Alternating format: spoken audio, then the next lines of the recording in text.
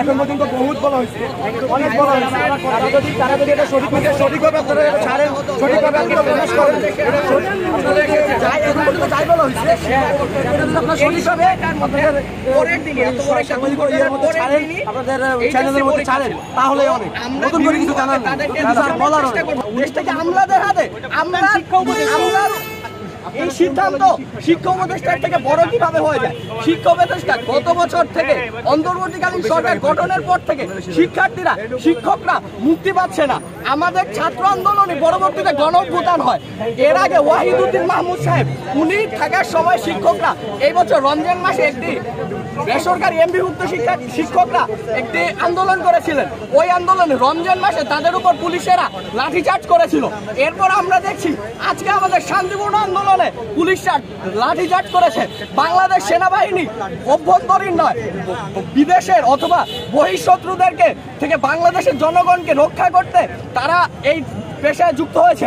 কিন্তু দেখা যাচ্ছে বাংলাদেশের সেনাবাহিনী সাধারণ মানুষের দিকে বন্দুক তাক করছে।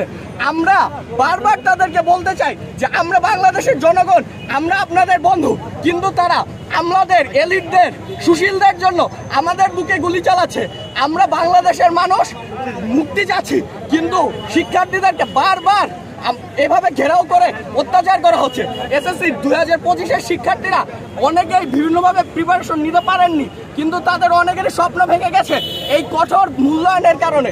এই কারণে আমরা মূলত আজকে এসেছি শিক্ষা উপদেষ্টা এবং শিক্ষা সচিবের পদত্যাগ করতে হবে, মাইলস্টোনের 6 দফা দাবি পূরণ করতে হবে এবং আমাদের কাছে সরকারের, অন্তর্বর্তীকালীন সরকারের শিক্ষার্থীদের কাছে ক্ষমা চাইতে হবে।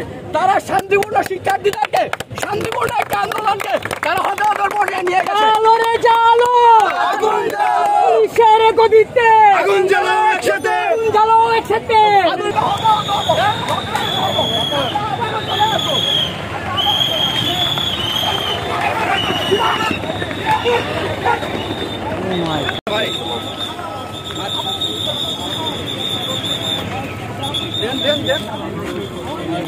তারা ঠিকই এই হামলাকারীদেরকে করেছে।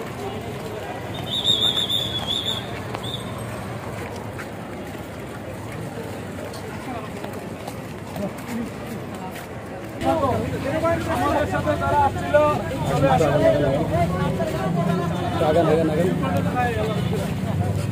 আমরা একটু ওই সচিবালয়ের সামনে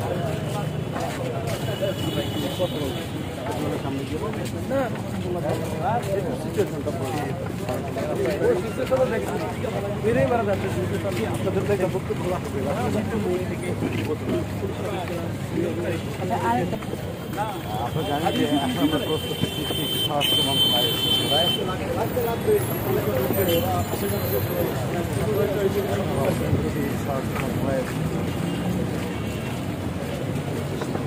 সেই অবস্থায় আমরা